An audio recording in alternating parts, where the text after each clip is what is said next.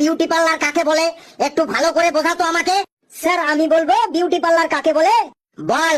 Sir beauty parlour হলো একটা দোকান, সেই দোকানে মেয়েদেরকে খুব সুন্দরভাবে সাজানো হয়। স্যার কালুও ঠিক ভালো করে বলতে পারলো না, আমি বলবো। তুই আবার বিউটি পার্লার কাকে বলে জানিস নাকি? বেশ বলতো। যে গৃহে নারী পুরুষ উভয়ই তাহাদের নিজস্ব সাধারণ রূপ নিয়ে প্রবেশ করে, ওই গৃহের মধ্যে অভিজ্ঞ ব্যক্তিদের তত্ত্বাবধানে নানা রকম কেমিক্যালের দ্বারা তাহাদের আসল রূপ পরিবর্তন করিয়া এক নতুন উজ্জ্বল রূপ নিয়ে সেই গৃহ হইতে বাহির হইয়া আসে, সেই গৃহটিকেই বিউটি পার্লার বলে।